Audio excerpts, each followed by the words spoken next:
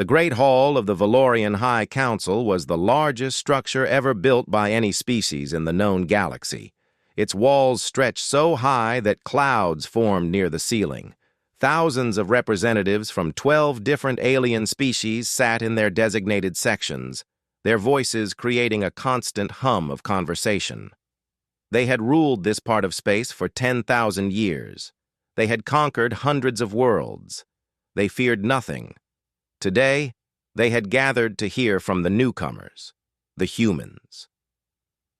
Ambassador Li Jin-Woo walked alone across the marble floor. He was a small man, 62 years old, with gray hair and a calm face. He wore a simple black suit. No medals, no symbols of power. Behind him, the massive doors closed with a sound like thunder. The aliens watched him with amusement. Some laughed openly. The Crithians, tall creatures with blue skin and 4 arms, made jokes about his size. The Mordathi, who looked like giant insects, clicked their mandibles in what passed for laughter among their kind. Even the usually serious Veldrani, pale beings with large black eyes, seemed to find the human entertaining. High Arbiter Malachi raised one of his 6 hands for silence. He was the oldest member of the council, a Crithian who had lived for 300 years. His voice boomed across the hall. "You may speak, human. Tell us why your little planet has requested this audience." Li Jin-Woo stopped in the center of the floor. He looked up at the thousands of faces staring down at him. He showed no fear. He showed nothing at all. "I bring a message from Earth," he said. His voice was quiet but somehow reached every corner of the vast hall. "We have watched your dominion for 200 years. We have seen how you treat species weaker than yourselves. We have seen your wars of conquest. We have seen your cruelty." The laughter stopped. Malachi leaned forward, his eyes narrowing. "We do not seek conflict with you," Li Jin-Woo continued. "We do not want your territory. We do not want your resources. We ask only to be left alone." A Mordathi representative made a harsh clicking sound. "And what will you do if we refuse, little creature? Your species has existed for a mere eye blink. We have ruled these stars since before your ancestors climbed down from trees." Li Jin-Woo turned to face the insectoid alien. "We have drawn a line," he said simply. 50 light years from our sun in all directions. Everything inside that line belongs to humanity. Everything outside it belongs to whoever can hold it." Malachi laughed, and the sound echoed through the hall. "You draw lines. You, whose entire fleet could not match a single Crithian battle group. This is your message. This is why you wasted our time." "There is more," Li Jin-Woo said. He reached into his pocket and pulled out a small device. He pressed a button, and a holographic map appeared in the air above him. It showed Earth's territory, a tiny blue sphere surrounded by the vast red expanse of the Valorian Dominion. "This is our home," Li Jin-Woo said, pointing to the blue sphere. "Cross that line with hostile intent, and there will be no second warning. No negotiation, no mercy, only consequence." For a moment, the hall was silent. Then the laughter began again, louder than before. Thousands of aliens howled with amusement. Some stamped their feet. Others slapped their tentacles against their seats. The sound was deafening. High Arbiter Malachi wiped tears from his eyes. "Consequence," he repeated, still laughing. "The hairless apes threaten us with consequence. Tell me, human, what exactly do you think you can do to us? We have conquered species 1,000 times more advanced than yours. We have destroyed civilizations that lasted longer than your entire evolutionary history." Li Jin-Woo waited for the laughter to die down. When he spoke again, his voice had not changed at all, still quiet, still calm. "I have delivered my message," he said. "Earth asks nothing from you except distance. Grant us that, and we will never trouble you. Our ships will not cross into your space. Our weapons will not threaten your worlds. We will be ghosts to you, nothing more." He paused and looked directly at Malachi. "But if you cross our line, if you threaten our people, if you mistake our desire for peace as weakness, then you will learn something that every species in this galaxy has forgotten." "And what is that?" Malachi asked, still smiling. Li Jinwu turned and began walking toward the door. His footsteps echoed in the sudden silence. When he reached the entrance, he stopped and looked back over his shoulder. "Humans remember," he said. "We remember every wound, every insult, every drop of blood, and we repay our debts with interest." The doors opened, and Li Jinwu walked out of the hall. Behind him, the laughter started again, but it was not quite as loud as before. Some of the older representatives, those who had seen many species rise and fall, did not laugh at all. They simply watched the small figure disappear into the darkness beyond the doors. High Arbiter Malachi called for order. "Forget the humans," he announced. "They are beneath our notice. In 100 years, they will be another forgotten species, a footnote in galactic history." The council agreed unanimously. Earth was added to the list of primitive civilizations to be monitored but not engaged. There were more important matters to discuss: wars to plan, worlds to conquer, species to subjugate. Far away, Ambassador Li Jinwu boarded his small ship and set course for home. He did not look back at the Valorian capital world growing smaller behind him. He had done his duty. He had given them fair warning. Now, all Earth could do was wait and prepare. The journey home took 3 weeks. When Li Jinwu finally stepped off his ship on Earth, Admiral Park Dae-ho was waiting for him. The admiral was a tall man with a scarred face and eyes that had seen too much death. "How did they respond?" Park Dae-ho asked. Li Jinwu looked up at the blue sky of his homeworld. Birds sang in the trees nearby. Children played in a park across the street. It was peaceful, beautiful, worth protecting. "They laughed," he said quietly. Admiral Park Dae-ho nodded slowly. He had expected nothing else. "Then we prepare," he said. "Yes," Li Jinwu agreed. "We prepare." And Earth went silent. 30 years passed like water through open fingers. The Valorian dominion grew stronger. They conquered 11 more species. They built warships by the thousands. Their empire stretched across half the galaxy, a red stain spreading across the stars. And through all of it, Earth remained silent behind its invisible line. Captain Baek Soo-min stood at the window of Sentinel-7, the outermost human station. It was a small outpost, barely larger than a cargo ship, floating in the cold darkness at the very edge of human space. Beyond it lay the boundary, the line that no alien ship had ever crossed. She was 43 years old, with short black hair and tired eyes. She had served on Sentinel-7 for 15 years. In all that time, she had never seen an alien vessel come closer than 10 light years to the boundary. The Valorians had apparently forgotten that humans existed.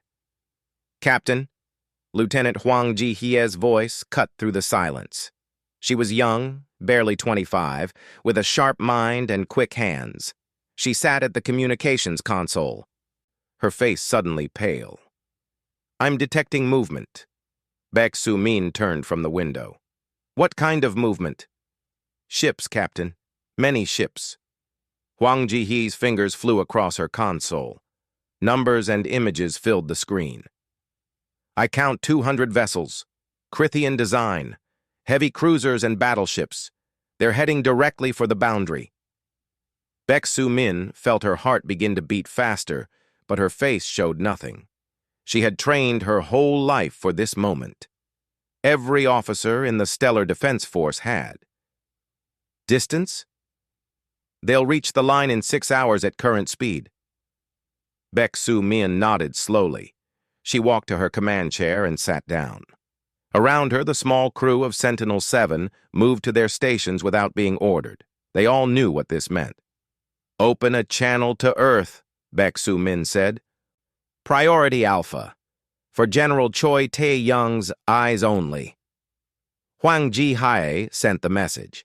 It traveled across the vast distances of space at faster-than-light speeds, bouncing from relay station to relay station until it reached Earth's military headquarters, buried deep beneath a mountain in what had once been called Korea. General Choi Tae-young was an old man now, 78 years old, but his mind was still sharp as a blade. He had spent his entire career preparing for this day. He had hoped it would never come. He had known it would. He read the message once, then he read it again. Then he stood up from his desk and walked to the war room. The war room was filled with officers and screens and the quiet hum of machines. Maps of human space covered the walls. Red dots showed the approaching alien fleet. Blue dots showed human positions. The blue dots were very few. "Wake the sleeping giant," General Choi Tae-young said. The officers began to move. Far away, the Valorian fleet crossed into human space. Admiral Vextor stood on the bridge of his flagship, the Crushing Tide, and smiled with all three of his mouths. He was a Crithian, tall and proud, with scales that shimmered like gold. He had conquered 12 worlds. He had never lost a battle. "Scan for human ships," he ordered. His officers obeyed. The results came back quickly. "Nothing, Admiral. A single small station at the boundary. No military vessels detected within 50 light years." Vextor laughed. "The cowards. 30 years of silence, and this is all they have? One station?" A junior officer raised his hand nervously. "Admiral, we are receiving a transmission from the human station." "Let me hear it." Captain Baek Sumin's voice filled the bridge. It was calm and steady, without any emotion at all. "Valorian fleet, you have crossed our boundary. You have 12 hours to withdraw. This is your only warning." Vextor stared at the speakers for a moment. Then he began to laugh again, and his crew joined him. The sound echoed through the massive ship. "Only warning," Vextor repeated, wiping tears from his eyes. "Record my response and broadcast it on all frequencies. I want every species in this sector to hear this."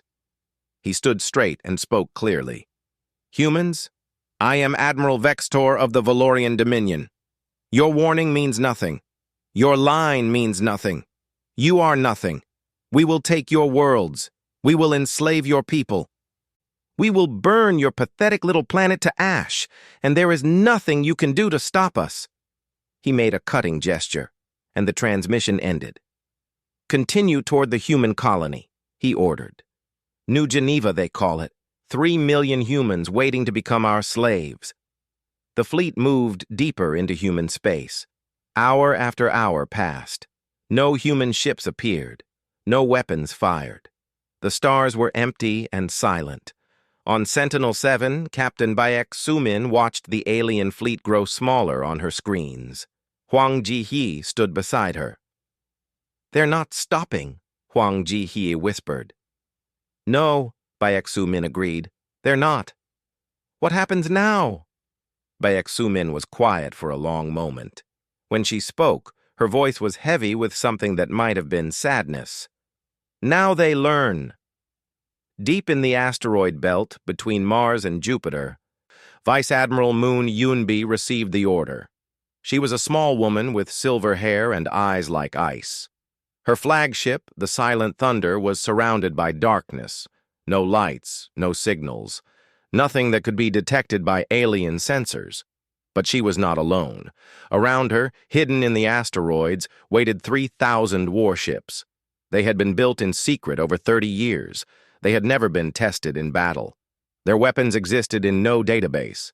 Their engines used technology that the Valorians could not even imagine.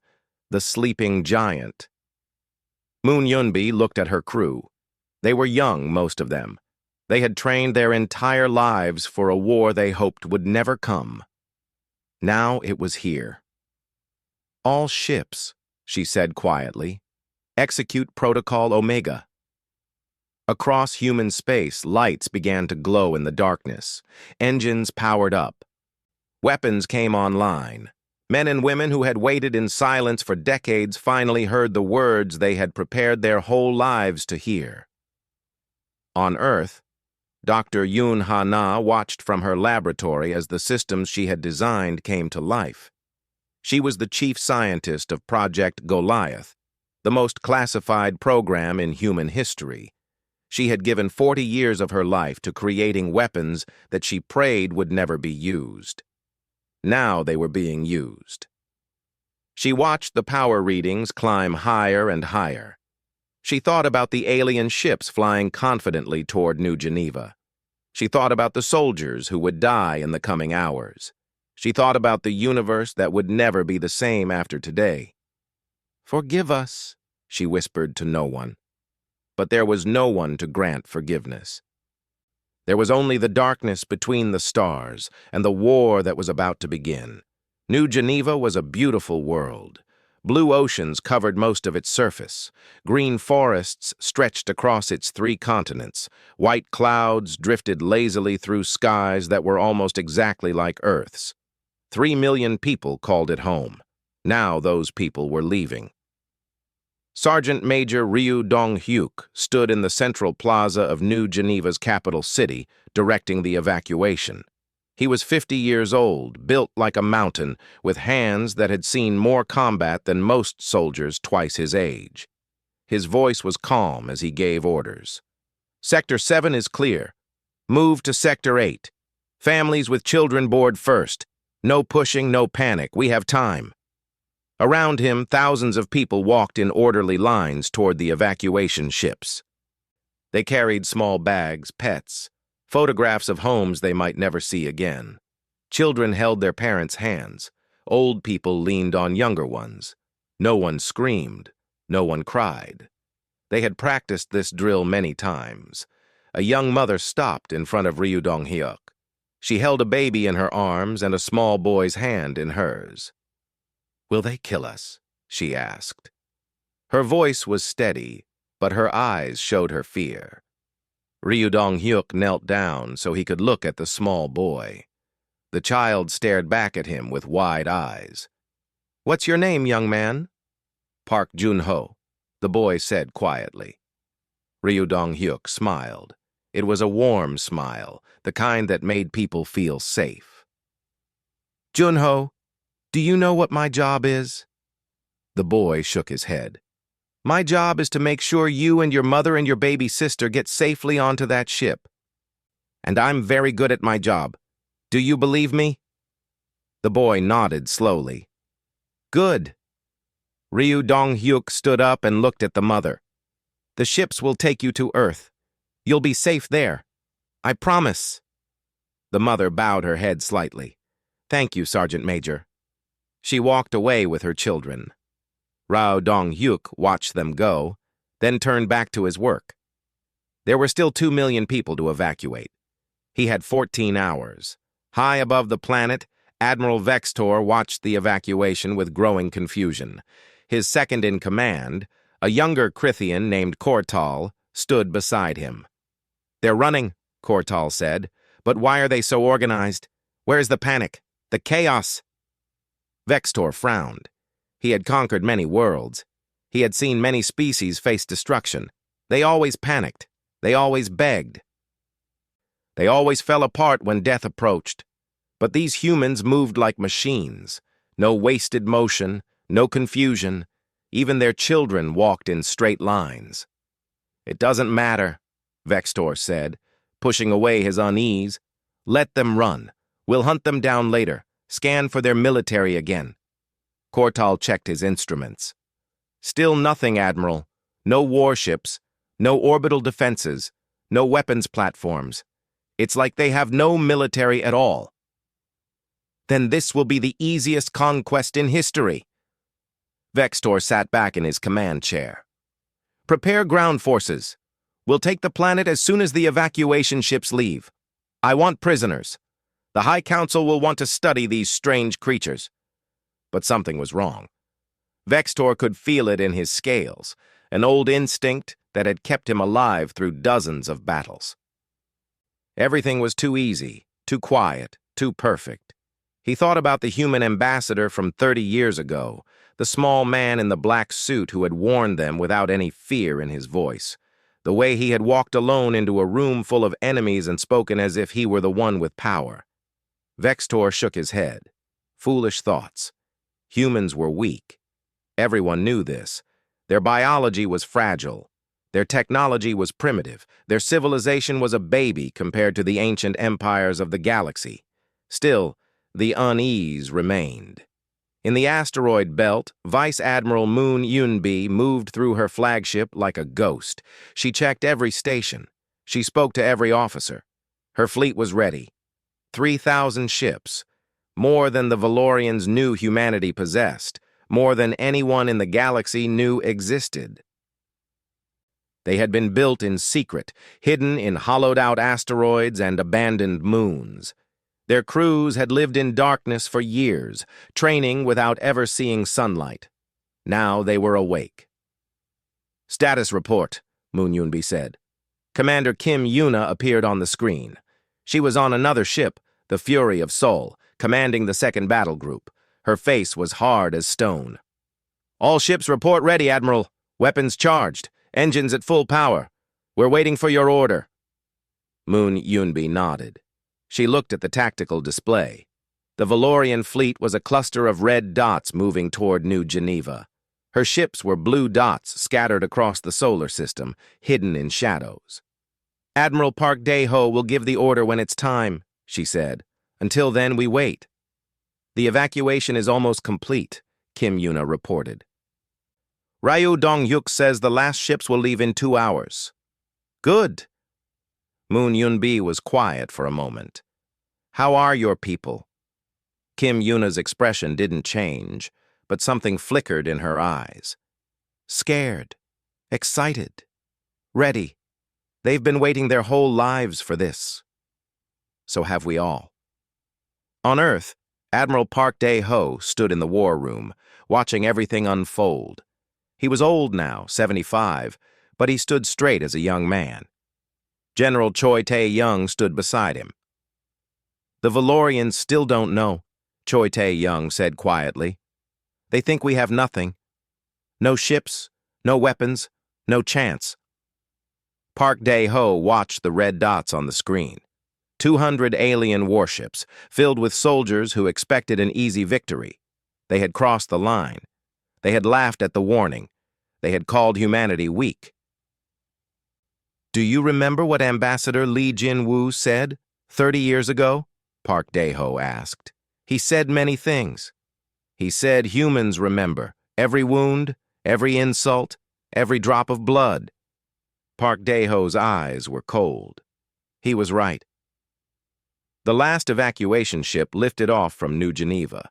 3 million people were safe in the darkness between worlds, racing toward Earth at faster-than-light speeds.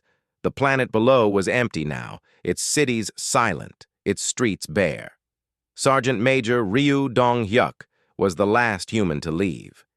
He stood at the door of the final shuttle and looked back at the world he had helped build.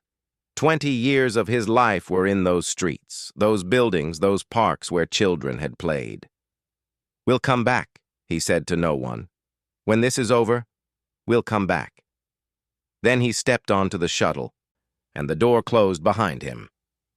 Admiral Vextor watched the last human ship disappear into the distance. He smiled. "The planet is ours," he announced. "Prepare to land. The humans have given us a gift. An entire world, empty and waiting." His fleet began its descent, and far away, Admiral Park Dae-ho looked at General Choi Tae-young and nodded. "It's time," he said. "Begin the attack." The order went out across human space. 3,000 ships received it at the same moment. 3,000 crews heard the same words. Vice Admiral Moon Yunbi spoke them to her fleet. "All ships, engage." The sleeping giant opened its eyes. Admiral Vextor was halfway through his victory speech when the alarms began to scream. Every screen on his bridge turned red. Every sensor screamed warnings. His officers shouted over each other, their voices high with sudden fear. "Admiral! Ships! Ships everywhere!" Vextor spun toward the main display. His three hearts nearly stopped. They came from nowhere, from the darkness between stars, from shadows that should have been empty. Human ships poured into the system like water bursting through a broken dam. Not dozens, not hundreds, thousands. "That's impossible," Kortal whispered. "They had nothing. Our scans showed nothing." "Your scans were wrong," Vexator said. His voice was steady, but his hands were shaking. "Battle formation. All ships prepare to engage." The Valorian fleet tried to respond. They were experienced warriors, veterans of 100 conquests. They moved their ships into defensive positions. They charged their weapons. They prepared to fight. It was not enough. The first wave of human ships hit them like a hammer. Missiles that moved faster than anything Vextor had ever seen tore through his outer defensive line. Shields that should have held for hours collapsed in seconds. 3 Crithian battleships exploded before they could fire a single shot. "Return fire!" Vextor screamed. His ships fired everything they had: plasma cannons, gravity bombs, weapons that had destroyed entire civilizations. The human ships simply weren't there when the shots arrived. They moved like ghosts, dancing between the energy beams, appearing and disappearing in flashes of impossible light. Admiral Park Dae-ho watched the battle from his flagship, the Retribution. Commander Kim Yuna stood beside him, reading reports from every sector of the fight. "The enemy formation is breaking," she said. "They can't track our ships. Their weapons are too slow." Park Dae-ho nodded. He felt no joy, no satisfaction, only a heavy weight in his chest. He had hoped this day would never come. He had known it would. "Open a channel to the Valorian flagship," he ordered. His communications officer complied. Vextor's face appeared on the screen. The alien looked different now. His golden scales were pale. His eyes were wide. He looked like what he was, a predator who had suddenly realized he was prey. "You were warned," Park Dae-ho said. His voice was calm and cold. "You laughed. Now learn." He cut the channel and turned to Kim Yuna. "Destroy them." Pilot Officer Song Min-ah flew through the chaos like she had been born for it.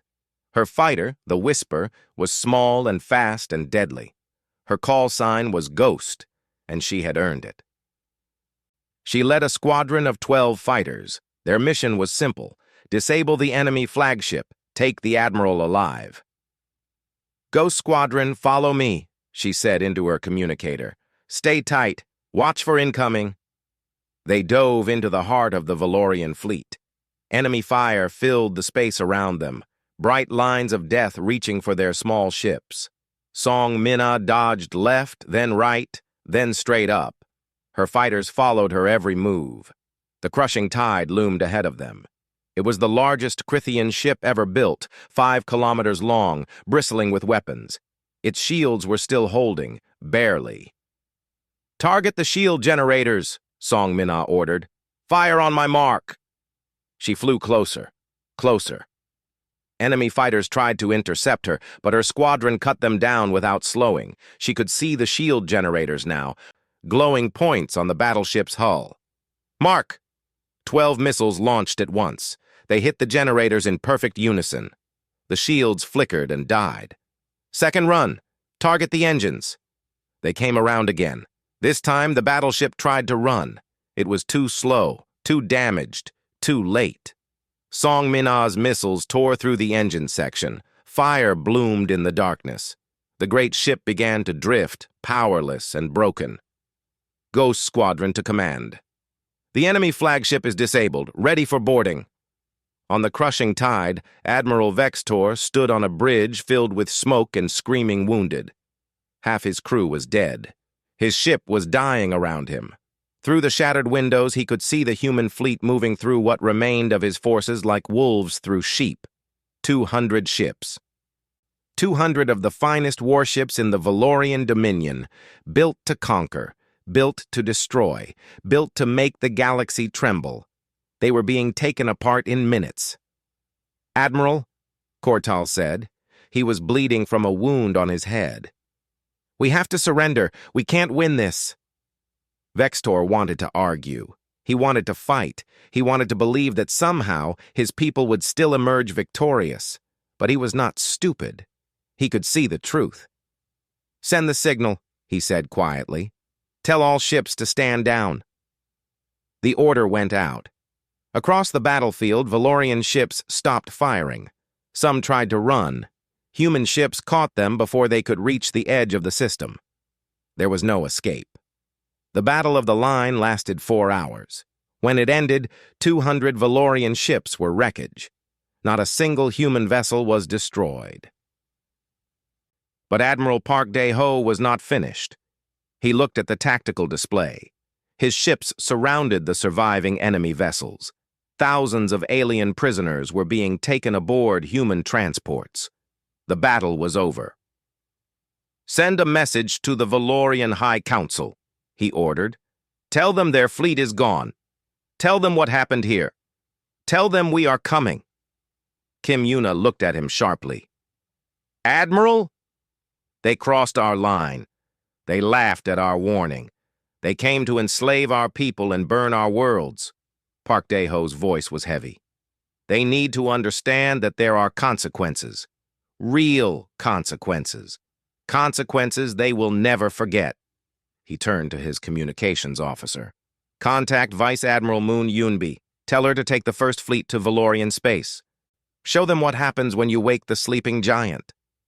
Moon Yunbi received the order with a face like stone. She had known this was coming. They all had. This was why they had trained, why they had built ships in secret, why they had waited in darkness for 30 years, not just to defend, to make sure no one would ever threaten humanity again. "All ships," she said, "set course for the Valorian core worlds. We have work to do." The First Fleet jumped into fold space, leaving behind the wreckage of the enemy armada. Behind them, Admiral Park Dae-ho stood alone on the bridge of the Retribution, looking out at the stars. Somewhere out there, Ambassador Lee Jin-woo was watching the news from his small house on Earth. Somewhere, Sergeant Major Ryu Dong-hyuk was holding the hand of a small boy named Park Jun-ho, telling him that everything would be okay. Somewhere, Dr. Yoon Ha-na was crying in her laboratory, knowing that her weapons had performed exactly as designed.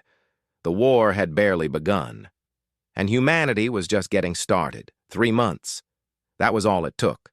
The Valorian Dominion, which had ruled the stars for 10,000 years, ceased to exist in 3 months. Their fleets were ash. Their shipyards were craters. Their great cities still stood, but the weapons that had protected them were gone. Vice Admiral Moon Yunbi did not destroy their worlds. She did not kill their civilians. She simply removed their ability to ever threaten anyone again. Every military base, every weapons factory, every warship and fighter and orbital station. Gone, as if they had never existed. The 12 species of the Dominion watched in horror as the humans moved through their territory like ghosts. They couldn't stop them. They couldn't fight them. They couldn't even slow them down. All they could do was surrender and hope for mercy. They received it. But they also received a lesson they would never forget. President Han Seo-jun stood before the cameras in the Great Assembly Hall on Earth. He was 64 years old, a thin man with kind eyes that had grown hard during the war. Behind him stood the flags of every human nation that had ever existed, united now under one banner. "Citizens of Earth," he said, "the war is over." Across the planet, billions of people watched. They had lived in fear for 3 months, wondering if the aliens would break through, wondering if their children would grow up as slaves. Now they stood in silence, waiting to hear what came next. The Valorian Dominion no longer exists as a military power. Their fleet is destroyed. Their weapons are gone. They will never threaten us again. President Han Seo-jun paused. "But we did not destroy their people. We did not burn their cities. We did not enslave their children. That is not who we are." He looked directly into the camera, as if speaking to every human soul at once. We are better than that. We have always been better than that. We fight when we must. We defend what we love, but we do not become monsters in the process. The speech was broadcast across the galaxy.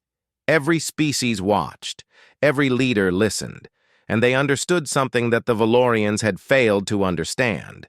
Humans were not weak. They were not primitive. They were not easy prey. But they were also not cruel. They could have destroyed the Dominion completely. They could have committed genocide. They chose not to. That choice was perhaps more frightening than the war itself.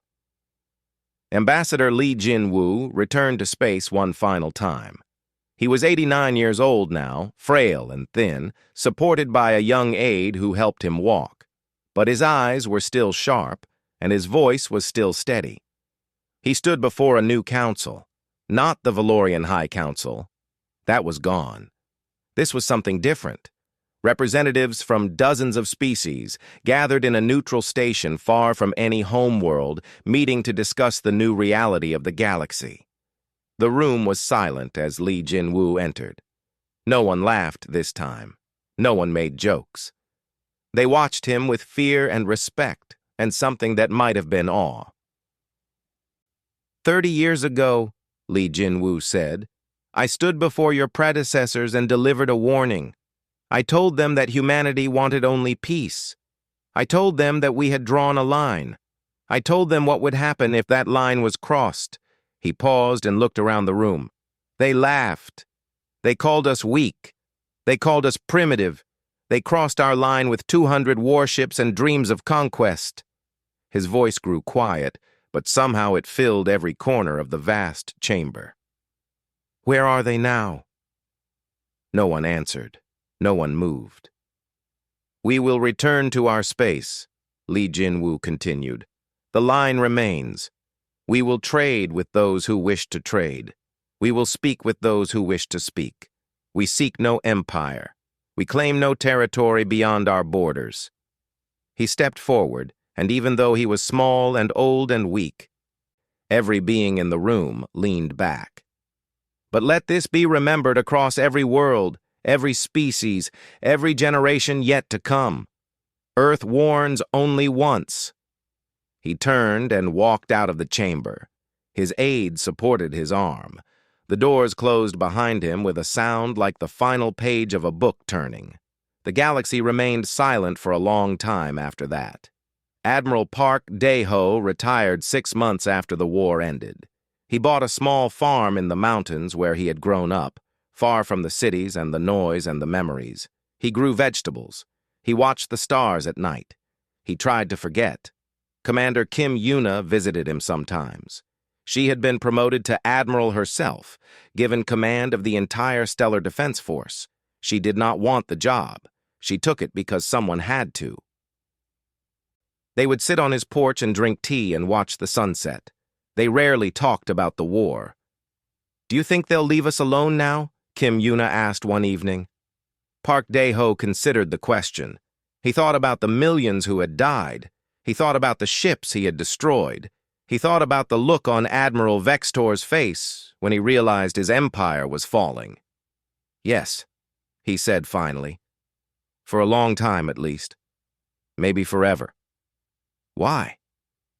Park Dae-ho smiled, but it was a sad smile. Because they finally understand. We don't want to rule them. We don't want to conquer them. We just want to live in peace. But if they force us to fight, we will fight. And we will win. He looked up at the stars appearing in the darkening sky. That's the thing about humans, Kim Yuna. We're patient. We can wait for centuries. We can build in secret and plan in silence and hope that the war never comes. But when it does come, when someone forces our hand, we don't stop. We don't negotiate. We don't forgive. He was quiet for a moment. We end it. 1,000 years later, alien children would learn about the Terran Federation in their history classes. Their teachers spoke of Earth in hushed voices. The quiet planet, the sleeping giant, the species that asked for nothing but solitude and answered betrayal with annihilation.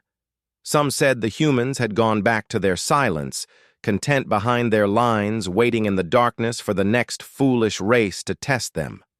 Others said they were still watching, still building, still preparing for a war that might never come.